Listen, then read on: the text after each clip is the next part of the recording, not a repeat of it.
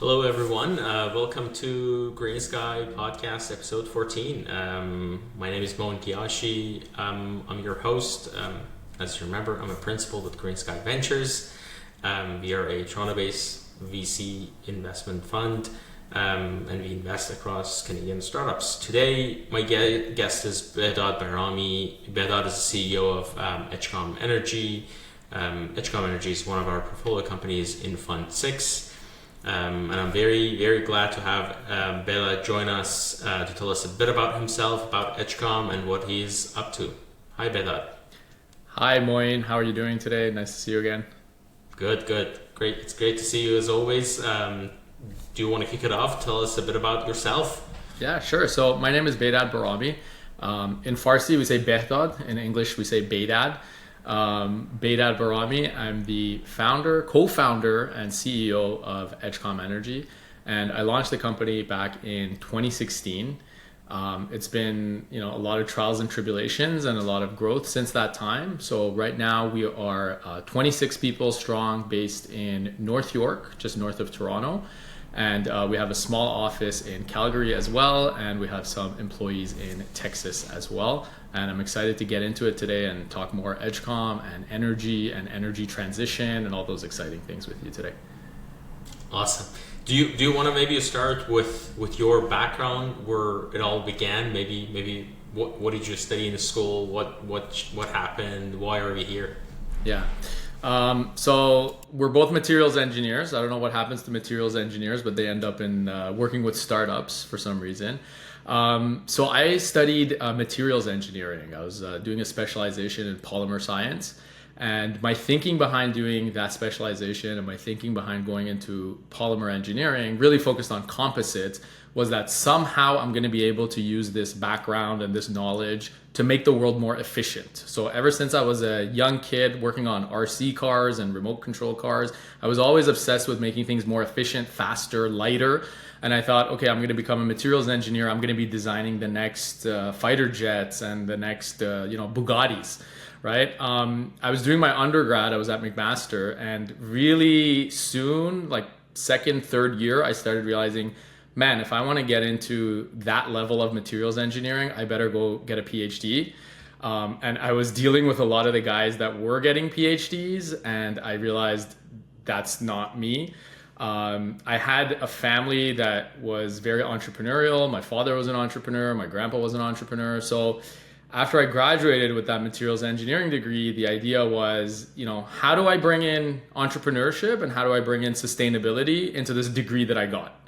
So materials engineering has nothing to do with entrepreneurship by nature, and it doesn't really have much to do with sustainability. I mean, it's tangentially connected to sustainability, but I ended up getting a job as something called an energy engineer for a company that was doing machinery for plastics. So they said, hey, you know about thermodynamics, you know about heat transfer, come, we have these machines that we're manufacturing and we want to make these machines more efficient. So help us make these machines more efficient. So I started doing all the materials engineering stuff that I had learned, calculating finite element analysis on some heat transfer on some extrusion lines. And then one thing led to another. So that company was making those machines efficient and then selling them to the plastics manufacturing companies. I went and I did a pitch to a plastics manufacturing company. They said, oh man, you're super passionate about efficiency and you're super passionate about plastics. Instead of working for our manufacturer, why don't you actually come work for us? So after about a year and a half of doing energy optimizations for plastic machines, I got hired as an energy manager for a really, really large plastics conglomerate. So it was the group that was Royal Plastics. So they had gotten up to, I think, like hundreds of thousands of employees globally. And then that company went public. They sold that company and then they launched another company, similar company doing plastics for the building sector. So I was hired there as the energy manager, and it was just, I didn't even know that's a job, first of all, but it really tied in sustainability with energy, with efficiency, with polymer science and all the stuff that I knew. And it turned out to be mostly like a sales job, kind of.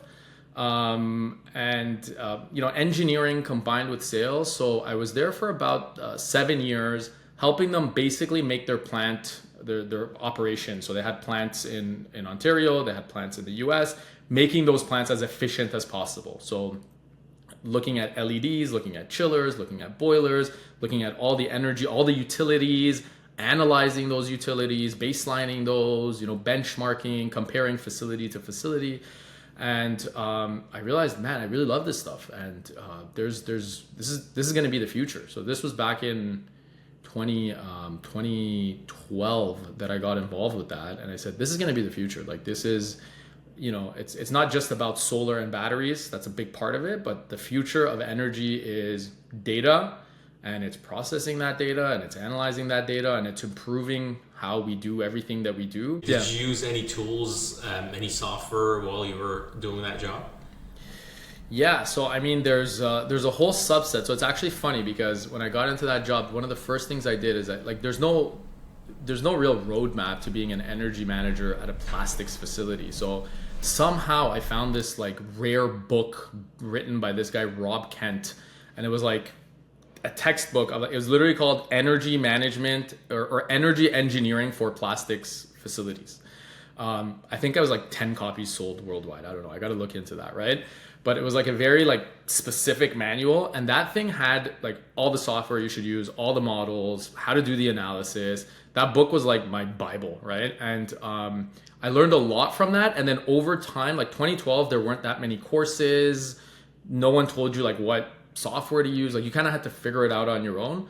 And I was mostly using Excel, to be honest with you. It was a lot of Excel modeling and a lot of analysis. And then over time, there was a tool called RetScreen that was actually funded by Natural Resources Canada, I think, that was bringing in more of these capabilities, how to do modeling, how to do analysis, how to look at building envelope, but that was more focused towards the building sector, right? Not so much process. And then Energy Star was doing some things too with benchmarking and portfolio management and those kinds of things. But primarily it was Excel that I was using. And I mean, I was going out there and trying to find all different vendors, right? So I had an idea that this should exist, right? There should be a platform that does all the things that I need, all the baselines, all the benchmark.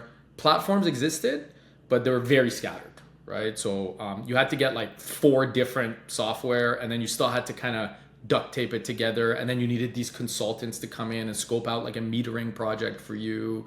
And so a lot of that was the culmination of what eventually got me to start Edgecom. But the sparks were being laid as I was the energy manager for that facility. What was the main itch? What was the at what moment you were okay, I gotta start something new. There is this gap. I can see it. I can do it.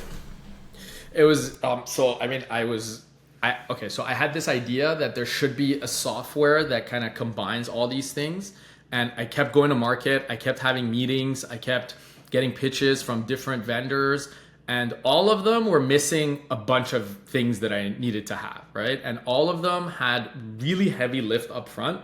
So it was a lot of upfront scoping, a lot of upfront analysis. It was really an engineering project to just procure energy management software.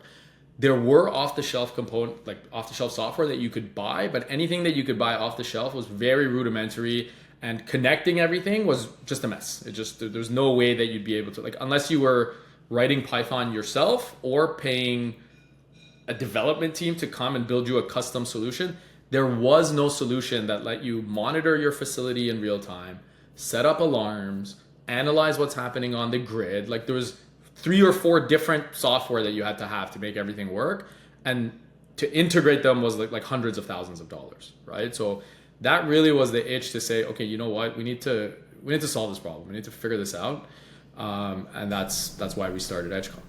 So you were your own, what do you call ICP? You were the ideal customer profile.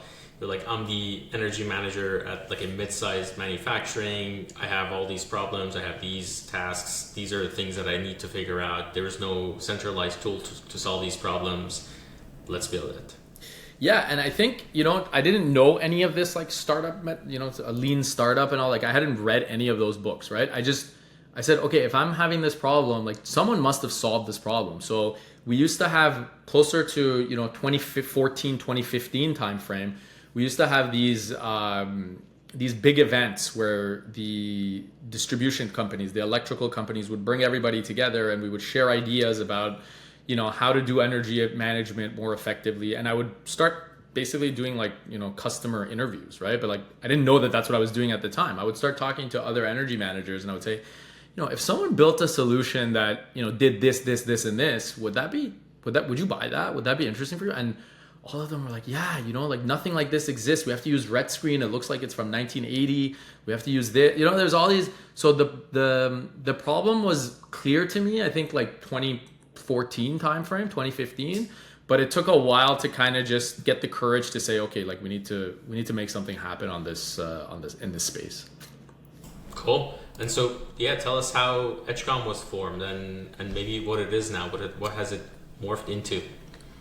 So, I mean, when I started, I really, had this idea in the back of my mind, but building a startup or, building a company was something that I had no knowledge of at all, right? So like venture capital, raising finance, like nothing. I was basically an energy manager with an understanding of the problem and an understanding of kind of an idea of how we could approach this problem, but everything else about sales, marketing, finance, accounting, like zero knowledge, right? Like I did a minor in economics in undergrad, but that was like 4 courses. Like it did like nothing, right? So the thing that got me to start Edgecom Energy was just I really believed in the problem. Like I knew that this was a big problem, and I thought Ontario was at the leading edge at that time, and I still think in a lot of cases we're leading edge.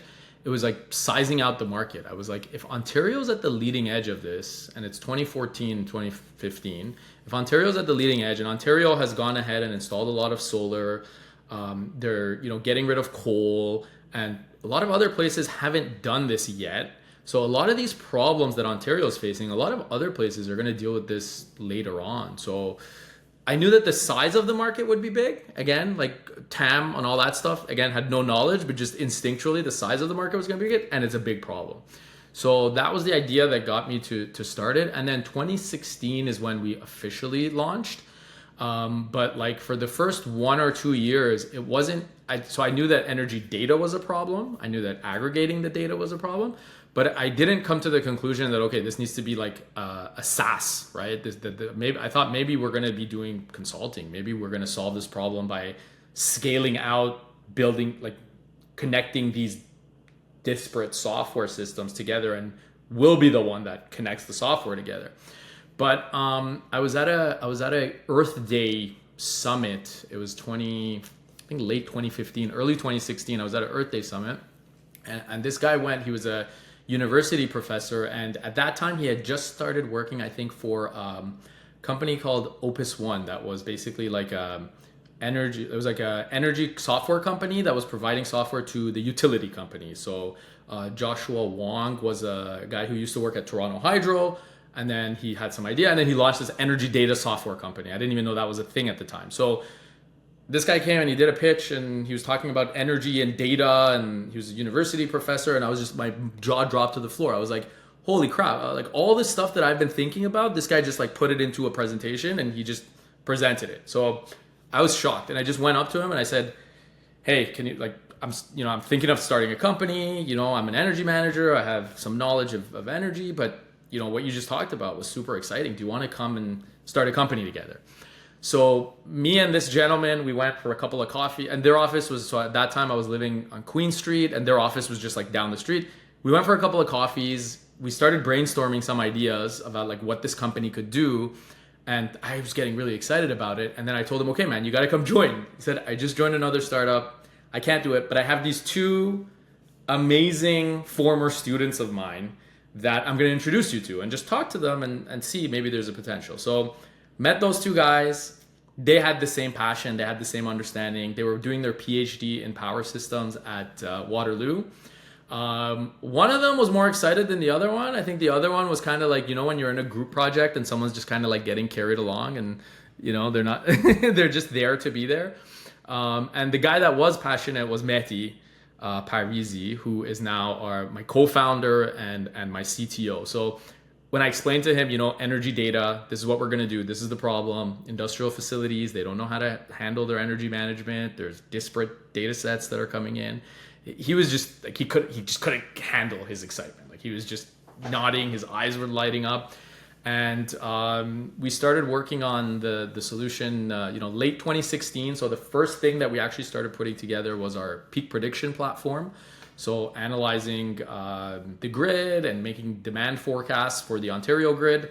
And Mehdi and I, it was a match made in heaven. I realized right after I met Mehdi, I realized like, not the technical guy. Like I thought I'm an engineer. Like, of course I'm the technical guy.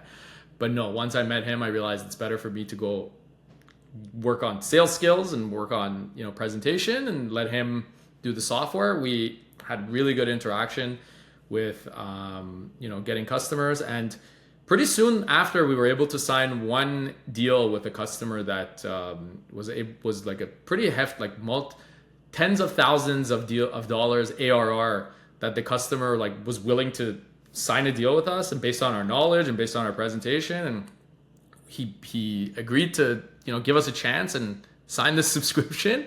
And then we're like, okay, let's go make the software, because we just pitched this guy and we just sold this thing and we don't actually have it. So then we went to the drawing board, and Mehdi, I have screenshots of the first few versions. It was like MATLAB, like terrible looking, but it worked.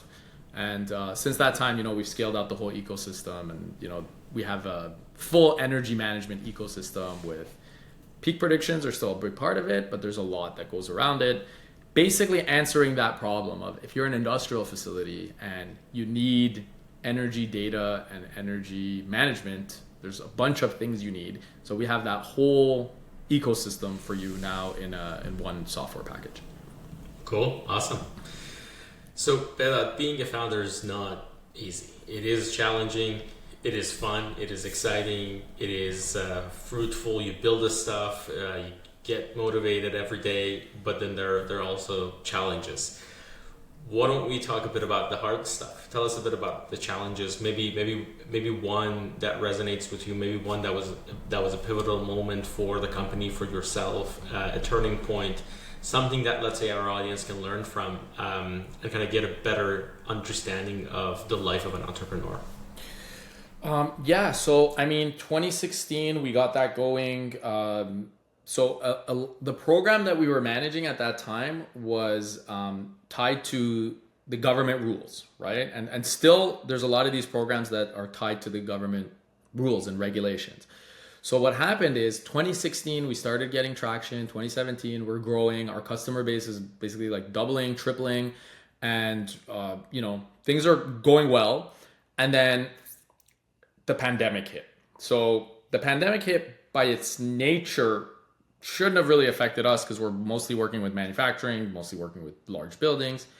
But what happened is the government decided, okay, we have these programs that are reducing energy, but because of the pandemic, energy consumption is going to be down anyways. So we're going to put these programs on hold. We're going to give everyone has to do some extra work to be a part of these peak programs. We're going to put it on hold.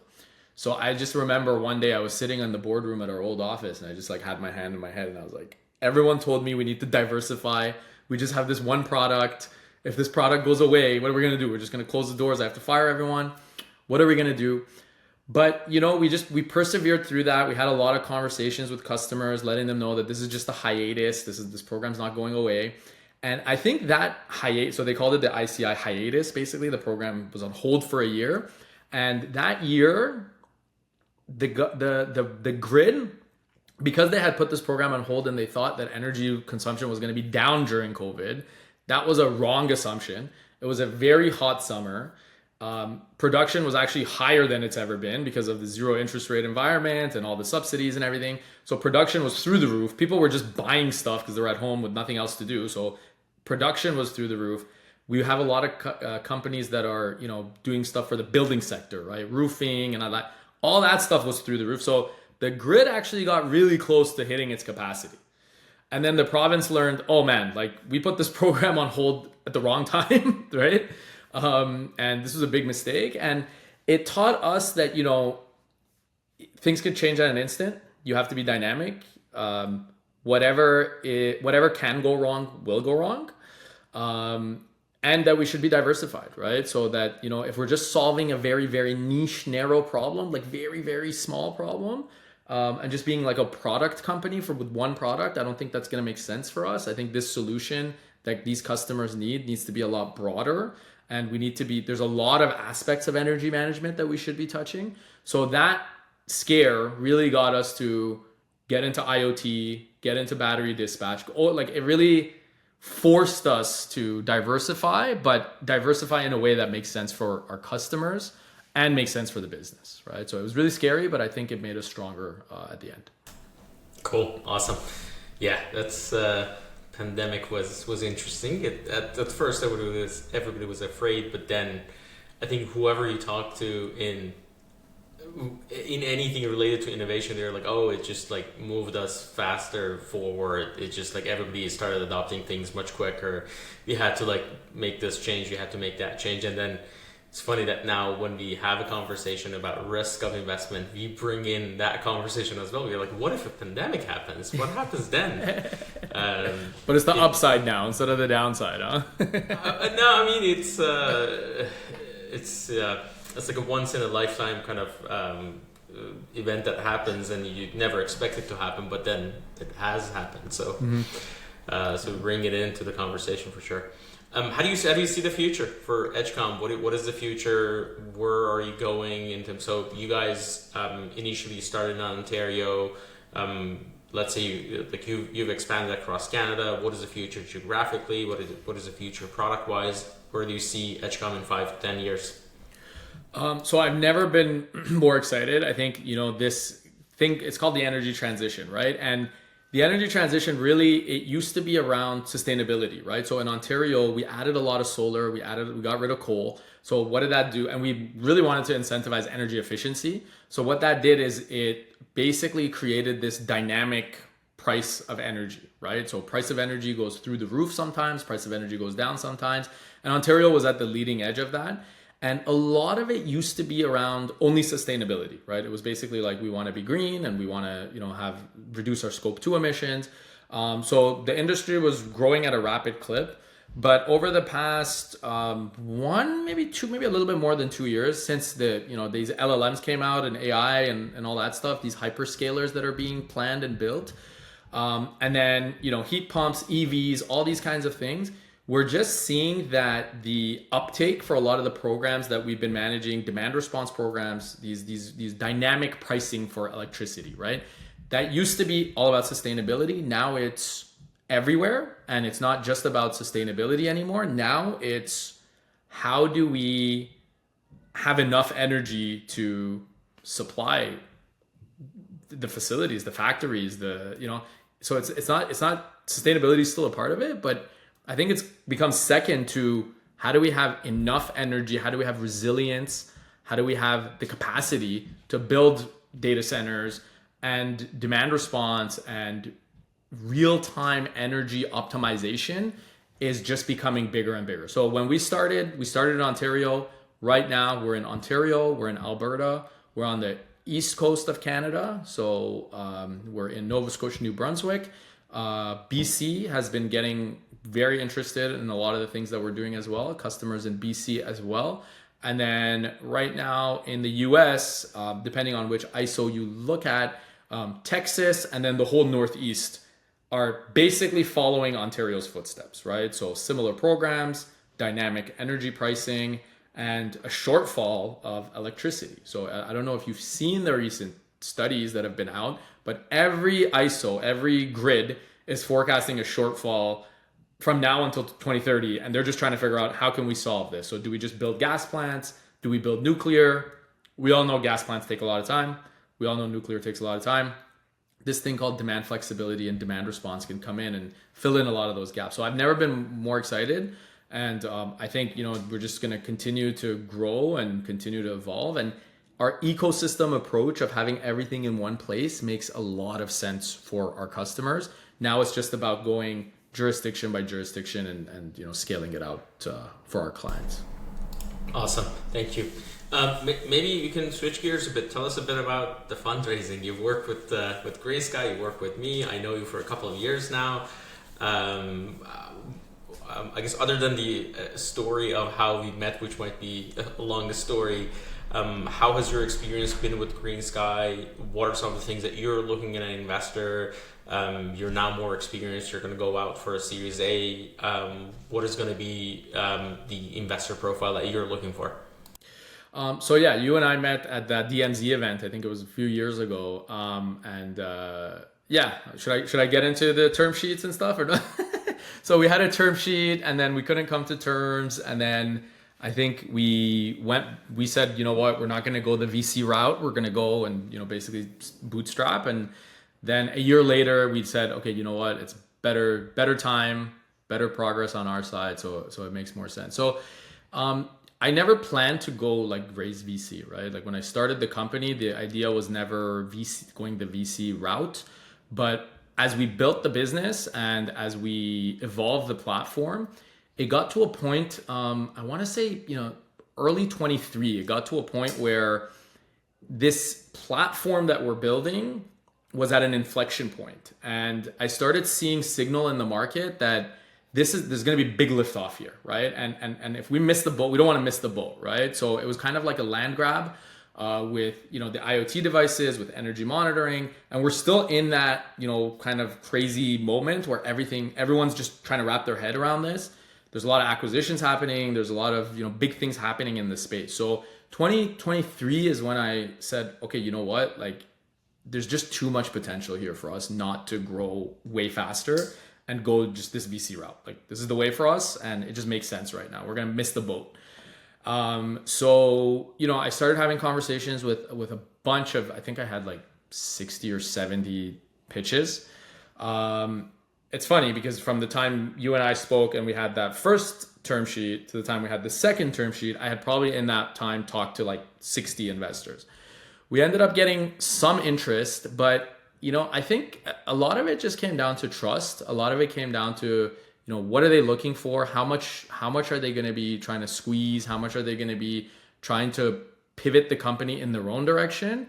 Or how much is it that they're really trusting in the vision that we already have and the path that we've already set, right? So I think there was a lot of investors out there that saw us as this platform that they wanted to jump on board and kind of pull the strings. But what I saw with GreenSky was, at least this is what I felt, right, intuitively, is that you guys are really believing in the mission. You guys were believing in the founding team. You see the potential that energy transition has, and you believe in Edgecom's core value. So I think, it's worked out great so far. It also helped us professionalize a lot of things, right? So just having the right board meetings, before that, a lot of things were kind of just happening like at a startup pace, not as organized, getting things more organized, getting things more structured. So far, I'm very happy with GreenSky, and, the follow-on was ABB as well. They've been supportive with, making some introductions and opening some doors.